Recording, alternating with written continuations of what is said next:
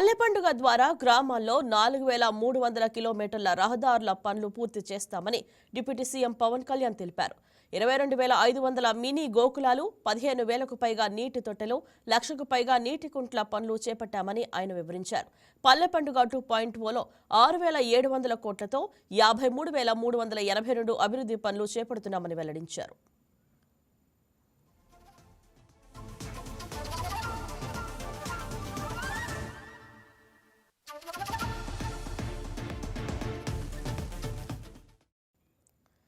పల్లె పండుగ 2.0లో 8,000 కిలోమీటర్ల మేర రోడ్లు, మరో 25,000 మినీ గోకులాలు, 58 కిలోమీటర్ల మ్యాజిక్ డ్రైన్లను నిర్మించనున్నామని ఉప ముఖ్యమంత్రి తెలిపారు.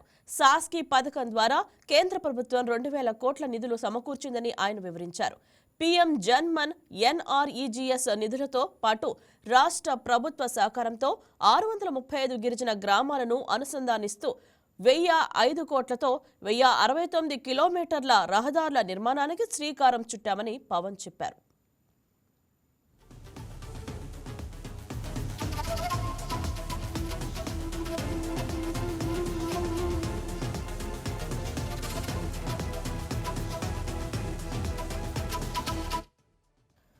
అడవితల్లి బాటతో కొండలపై ఉన్న గిరిజన గ్రామాలకు రోడ్లు వచ్చాయని, గత ప్రభుత్వం నిర్లక్ష్యం చేసిన జలజీవన్ మిషన్ కార్యక్రమం ద్వారా చిత్తూరు, ప్రకాశం, పల్నాడు, ఉమ్మడి ఉభయ గోదావరి జిల్లాలో 7,910 కోట్లతో 5 ప్రాజెక్టుల పనులు చేపట్టామని, 2027 నాటికి వీటిని పూర్తి చేయాల్సిందని లక్ష్యంగా పెట్టుకున్నామని చెప్పారు. వచ్చే 30 ఏళ్లలో 1.20 కోట్ల మందికి దాహార్తి తీర్చాలని లక్ష్యంగా పనిచేస్తున్నామని, జలజీవన్ మిషన్ కు పొట్టి శ్రీరాములు పేరిట అమరజీవి జలధారగా నామకరణం చేశామని ఉప ముఖ్యమంత్రి తెలిపారు.